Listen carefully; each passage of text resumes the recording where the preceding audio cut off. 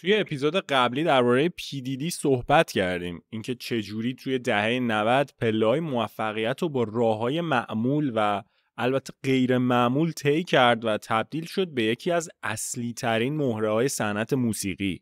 اگه اپیزود 1 رو ندیدید پیشنهاد میکنم اول اونو تماشا کنین، چون امروز قراره با هم بریم سراغ ادامه ماجرا، جایی که راه کثیف دیدی بالاخره تهش به FBI گره خورد. سلام، من علی هستم AK. اینجام کانال هیدن هابه، جایی که توش حداقل 2 تا ویدیو آپلود میکنیم درباره اینجور چیزا. حالا بقیه ویدیوها رو ببینین خودتون دستتون میاد. سابسکرایب کنین، حال میده، دوره همین خوش میگذره. دمتون گرم.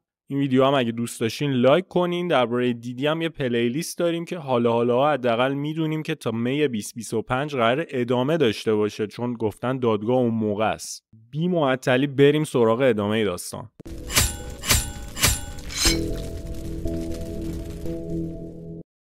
توی دهه 2000، یعنی اولین دهه هزاره جدید، دیدی داشت به زندگی پرزرق و برقش ادامه میداد و با شهرت و لیبلش بیزنس میکرد. الان جیزی و راکافلا در حدی بزرگ شده بودن که جدای از آلبومای بزرگی که خود جیزی منتشر کرد، یه آهنگساز نابغه به اسم کانیه وست هم توی لیبل جیزی مشغول فعالیت بود. کانیه با نوآوریاش هیپ هاپ رو تغییر داد و الان همه نگاه واقعا به این اسم بود. خودش هم کم کم دیگه از پشت صحنه بودن اومد جلوی میکروفون و خواننده شد.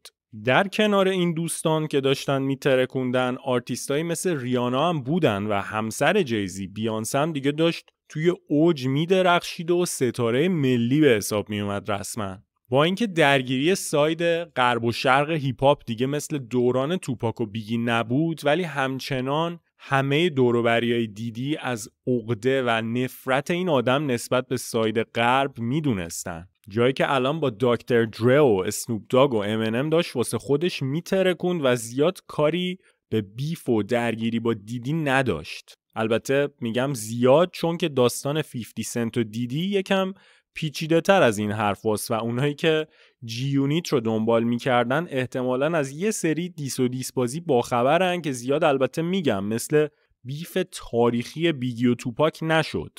فقط فعلا در این حد بدونین که 50 سنت با اینکه خیلی جاها سعی کرد روابطش با دیدی رو خوب نگه داره و دیدی هم دوست داشت که این اتفاق بیفته، در نهایت نتونست. تو کتش نمیرفت این آدم و به وضوح یه مشکلاتی بین این دو نفر بود. حرفای 50 در نهایت زیاد برو نداشت، چون تو درگیری موزیکی که با کانیه وست داشت یه شکست اقتصادی سنگین خورد و بازم برد یه جورایی سهم دیدی و دوروبریاش شد.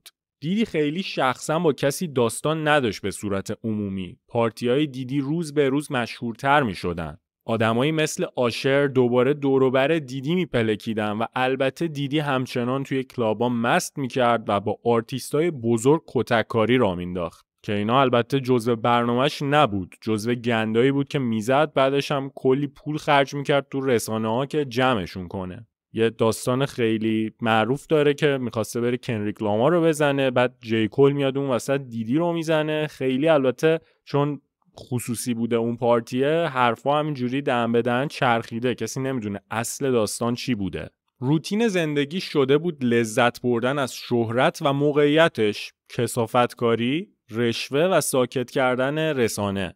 توی سال 2017 یکی از آشپزای دیدی که از قضا توی مهمونی‌های دیدی هم کار می‌کرده، یه شکایت علیه اون تنظیم کرد که باز هم اسم دیدی توی این شکایت با کلمات آزار جنسی و سوء استفاده پیوند خورد.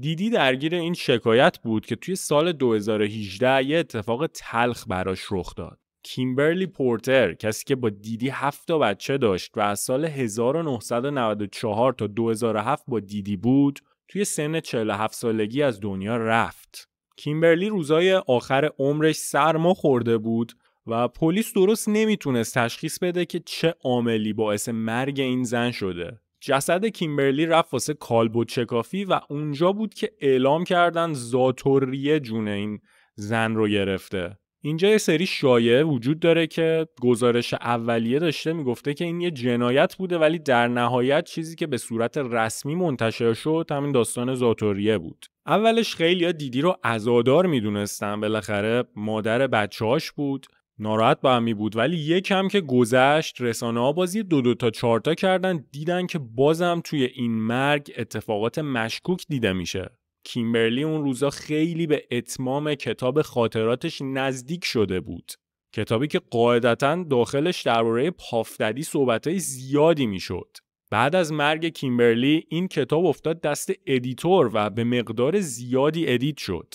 خاطرات کیمبرلی یکی از اون جاهایی بود که خیلی بی‌پرده و بدون سانسور قرار بود درباره زندگی پافددی داخلش صحبت بشه، ولی سرنوشت بهش این مهلت رو نداد تا زنده بمونه و اون روزو ببینه. بعد از این شایعه ها بچهای دیدی اومدن مصاحبه کردن و کلن از بیس همه چیزو دروغ خوندن. اونا گفتن مامانشون اصلا قرار نبوده همچین کتابی چاپ کنه و اصلا همه اینا شایعه است. درباره بچهای دیدی هم باید بگم که اونا هم مثل باباشون توی صنعت سرگرمی و فشن فعال بودن و جزو پای ثابتای مهمونیای دیدی هم بودن همیشه. توی سال 2019 دیدی بالاخره تونست با توافقایی که خارج از دادگاه با آشپز سابقش داشت و کلی پولی که بهش داد رضایت اونو بگیره تا از شکایتش صرف نظر کنه. معلوم بود که کنترل داره از دست دیدی در میره. خودش به پارتیاش و موادهای مخدر متفاوت معتاد شده بود که البته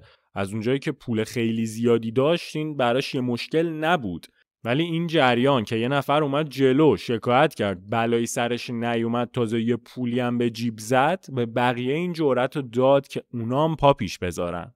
شکایت‌های کوچیک این مدلی می اومد و دیدی با رشوه و توافق قضیه رو میبست، ولی یه شکایت اومد که جریان کاملا متفاوتی داشت و تبدیل شد به نقطه‌ای از زندگی دیدی که اونو به قبل و بعد اون شکایت تقسیم میکرد. کسی ونتورا خواننده و بازیگری بود که از سال 2007 تا سال 2018 یه رابطه بلند مدت با دیدی داشت. رابطه‌ای که همه میدونستن اوپن ریلیشنشیپ یه جورایی و این دو نفر وسط این رابطه خودشون با بقیه هم رابطه داشتن. البته بیشتر دیدی. کسی یه شکایت کامل علیه دیدی تنظیم کرد که داخلش اتهامات زیادی وجود داشت. سوء استفاده از قدرت، پول، موقعیت، تجاوز جنسی، قاچاق جنسی، خشونت خانگی فقط سرفصلای این شکایت بود. داخل این شکایت حتی اشاره شده بود که دیدی توی آتیش زدن ماشین کیتکاری، رپر مشهوری که یه مدت با کسی دوست بود، هم نقش مستقیم داشته و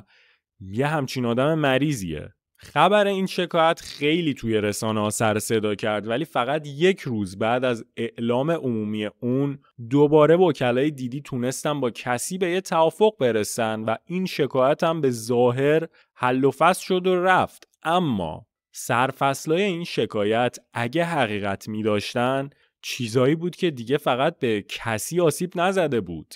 از اینجا به بعد دیگه برای بچه‌های FBI و حتی امنیت ملی امریکا نسبت به این پرونده حساس شده بودن و تک تک شکایت‌ها رو با دقت زیادی دنبال می‌کردن بدون اینکه بذارن این تحقیقات سر از رسانه‌ها در بیاره و عمومی بشه. می 2024 CNN یه تصویر از دوربین مداربسته هتل کانتینانتال منتشر کرد که برمیگشت به سال 2016. اون شب توی هتل دیدی و کسی اقامت داشتن که درگیری بین این زوج بالا میگیره. دیدی با یه وضعیت نامناسب تا خود راهرو قصد داشته کسی رو کتک بزنه که در نهایت هم با دخالت کارکنان هتل از این مسئله کوتاه میاد. اون کارکنان هتل میگن اون شب دیدی رو که گرفتیم عقلش سر جاش نمی اومد و میخواست بهمون پول بده که ولش کنیم بره کسی رو بزنه. توی خود شکایت کسی اومده بود که دیدی به وسیله کتک، تجاوز توسط خودش و تجاوز توسط بقیه آدمایی که بهشون دستور میداده با کسی رفتار میکرده. ظاهراً داستان تجاوز به کسی چیزی نبوده که برای دیدی فقط حکم تنبیه داشته باشه و اون از این عمل لذت هم میبرده. یعنی خیلی وقتا به ملت پول میداده که با کسی رابطه داشته باشن و خودش لذت ببره. بلافاصله بعد از پخش ویدیو دیدی با یه ویدیو توی اینستاگرام و فیسبوک ابراز پشیمونی کرد و از مردم عذرخواهی کرد، ولی همونطور که گفتم کنترل خیلی وقت بود که از دست پاف ددی خارج شده بود. 16 سپتامبر 2024 مامورین امنیت ملی امریکا با یه حکم 14 صفحه‌ای که اتهامات دیدی داخلش نوشته شده بود دیدی رو دستگیر کردن و قصد داشتن خونش رو تفتیش کنن. توی اتهاماتش هر چیزی که فکر کنین وجود داشت. یکی از مواردی که توی این اتهامات بود تشکیل باند قاچاق جنسی در قالب یک کمپانی بزرگ و تأثیرگذار در صنعت موسیقی بود که اگه این اتهام ثابت میشد یعنی بجز دیدی پای خیلیای دیگه هم میومد وسط. بعد از دستگیری دیدی 2 تا از بادیگارداش هم اومدن تا با پلیس همکاری کنن و کم کم داشت سر و کله شاهدای جدید به پرونده باز میشد. داستان دیدی چیزی بود که انگار ته نداشت و هر چقدر جلوتر میرفت اوضاع ترسناکتر میشد. به گفته شاهدا یکی از روتینای دیدی توی پارتیاش بیهوش کردن دخترها و پسرها با دراگ، تجاوز به اونا و فیلمبرداری از کل پروسه بود و واسه این کار هیچ حد و مرزی هم نداشت. یعنی نه واسهش سن مهم بود، نه واسهش مهم بود که اصلا طرف معروف ستاره است معروف نیست اصلا کیه، و نه مهم بود که طرف تو رابطه است یا نه. همه برای دیدی یه سری برده جنسی برای تجاوز بودن. وقتی خونه دیدی رو تفتیش کردن مدارک زیادی پیدا شد. عکس‌ها و فیلمایی که نشون میداد دیدی از ستاره‌های بزرگ آتو داره و برای همین دیدی همیشه توی روابطش با ستاره‌ها دست بالا رو داشته. خیلی‌ها میگن یکی از دلایل به هم زدن بن افلک و جنیفر لوپز عکس‌ها و فیلمایی بوده که از جنیفر لوپز وجود داشته و بن افلک هیچ جوره نمیخواسته که درگیر این قضایا بشه. تازه اون داستان حمله سلاح سال 99 هم بود، یعنی جنیفر لوپز خیلی داستان داشت. بجز این مدارک یه مدرک عجیب دیگه هم توی حمایت دیدی پیدا شد که توی اینترنت منفجر شد، احتمالاً شنیدید. 1000 تا بطری لوبریکنت توی خونه دیدی پیدا شد. 1000 تا روغن بچه، یعنی یه آکواریوم بزرگ. چرا یه آدم باید این حجم از روغن بچه یه جا توی زندگیش داشته باشه؟ دیدی بعد از اینکه زندانی شد و با وثیقه 50 میلیون دلاریش هم مخالفت شد، ادعای بیگناهی کرد. وکلاش هم خیلی جدی اومدن گفتن 1000 تا بطری روغن بچه واسه این بوده که دیدی عمده خرید میکرده از کاسکو. اصلا یعنی چی؟ این که نشد اتهام. بعد از این اظهار نظرها فروشگاه‌های زنجیره‌ای کاسکو بیانیه دادن که ما اصلا از این نوع روغن بچه نداریم، الکی اسم ما رو نیاریم وسط. وضعیت واقعا تا همینجاش فراتر از حد تصوره، ولی قراره از این بدتر هم بشه. کم کم همه داشتن یه سری از روابط دیدی رو شکل دیگه‌ای می‌دیدن. آشری که توی 13 سالگی 1 سال با دیدی زندگی کرد و نتیجه شد اون آلبوم مستهجن. جاستین بیبری که توی 12 سالگی 48 ساعت با دیدی گذروند و هیچ وقت درباره اون روزها نخواست حرفی بزنه. رفیقای صمیمی مشکوک دیدی مثل اشتون کاچر، لئوناردو دیکاپریو، لبرون جیمز، کوین هارت که تو مهمونی‌ها اکثرا حضور داشتن کجای داستانن؟ و مهمتر از همه یه اسم هست توی صنعت موسیقی که توی این سالا خیلی حرف پشتش بوده، کسی که با همه متجاوزات داداشی بوده، هم با هاروی واینستین رفیق بوده، هم با آرکلی رفیق بوده، هم با راسل سایمنز کوفاوندر دف جم رکوردز و الان هم که دیدی آقای شان کارتر ملقب به جیزی.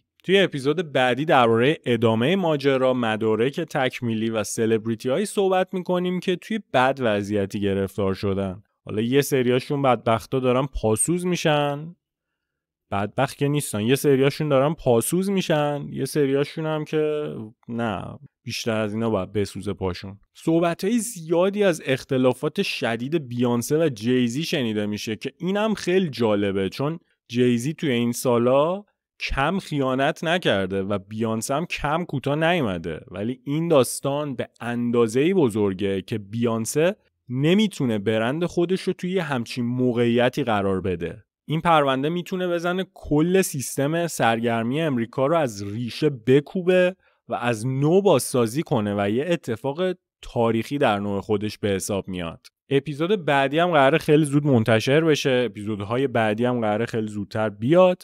همراه من باشین. دمتون گرم که این ویدیو رو تماشا کردین. لایک ویدیو یادتون نره. اگه دوست داشتین ویدیو رو، چنلم سابسکرایب کنین. پرونده جنایی هم دوست دارید که اصلا برین گزارش محرمانه، تا صبح پرونده جنایی داریم اونجا و حرف دیگه ای نمیمونه دیگه. دمتون گرم.